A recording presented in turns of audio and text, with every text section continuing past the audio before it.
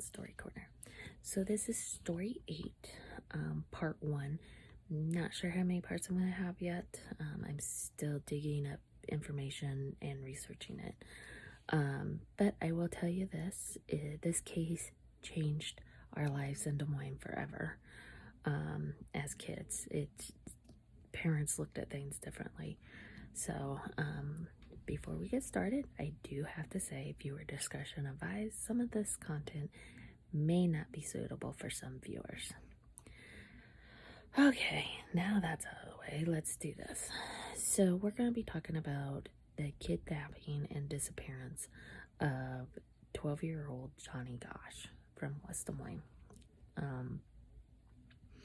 This story hit national news. Still to this day, people talk about this case. So let's get into it because it's got some interesting facts. So Noreen Gosch was Johnny's mother, and she has seen a lot of heartache over her lifetime. Her first husband died of cancer shortly after they had a tornado on their farm in eastern Iowa.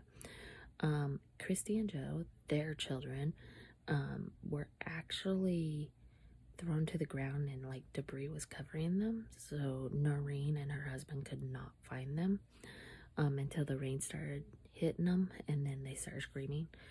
Not that you want to hear your kids scream, but when they couldn't find them, this is how they found them, because of the screams. And she said it was horrific, but music to her ears to know that they were alive.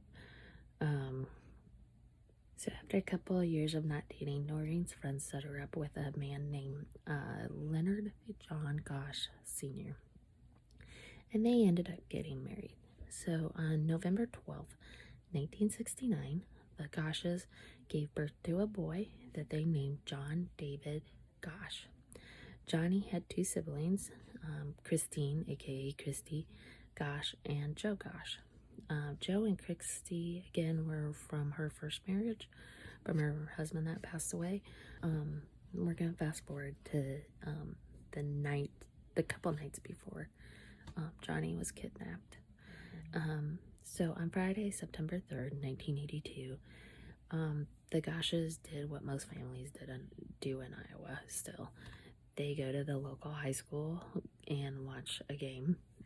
They just happened to have their older son, Joe, actually playing in this game. Johnny wanted a snack, so his parents gave him a few dollars and sent him to the concession stand. But he always stayed in sight. He came right back after getting his snack and such. And I just kind of want to stop and throw in some of my own personal experiences. So, like, my oldest son played football, and I don't know how many times my younger son would run to the concession stand or be running around with older kids.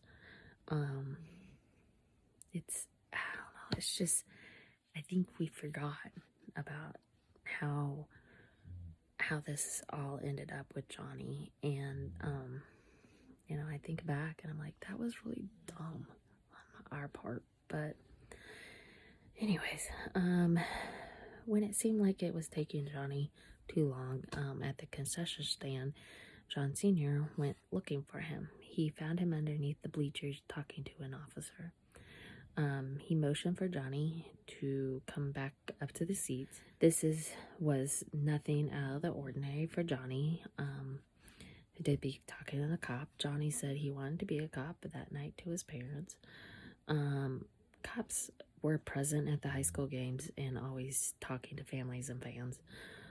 They were there to keep peace if anything got out of hand. The encounter at the time didn't seem scary or anything out of the norm. The encounter wasn't really talked about until later in the investigation, which we'll get on how well that went. This encounter was actually not in any information on the case. Nothing came of it. They never talked to the cop that visited with Johnny.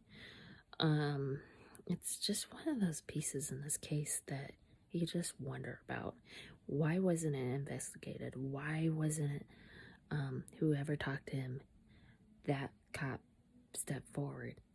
There's been nothing. Nothing. No cop name, no nothing. So, in my opinion, was it really a cop? So, I'm gonna put this down. There's a lot, like I said, there's a lot of information on this case, and it changed lives forever. You couldn't go anywhere. Your mom was scared to let you out of the house, because there's also a couple other cases that's gonna blend in with this case. I remember being a kid and thinking, because they made you think Noreen was crazy. She's crazy for everything she does. As a parent now, as a mother, she's not crazy. She's a mom that wanted her son back. Now I think it's that time that she knows she's not going to get him back. So she has come to that with herself, but has an ultimate goal to stop, or try to stop and help parents that lose kids, and all that information. So I am gonna say I am behind Noreen on this case. It's just hard. It has to be hard to be her, because everybody knows who Noreen Gosch is. So I remember one time I was at the hospital waiting for my granddad to get out of surgery. And we had a lot of family there, and we went to this back room. It was a waiting room, but it was off the main waiting room. And we came in, and I remember seeing Noreen Gosch. I'm not sure why she was there. Someone was having surgery, not sure who. And I remember that look on her face, like, oh God, I don't want to sit with people. This is the time to focus on this, not have me be known. We basically asked her if we could sit there, and she just sat quietly, smiled at us once in a while. So I just, the heartbreak that woman has had is just something nobody could ever deal with. So, but we will be back with part 2. Again, we've touched base. Odd, weird encounter with a cop that's never been mentioned. And it would have been a West Des Moines cop, because the high school game they were at was Valley. So, I don't know. This gets very interesting. So.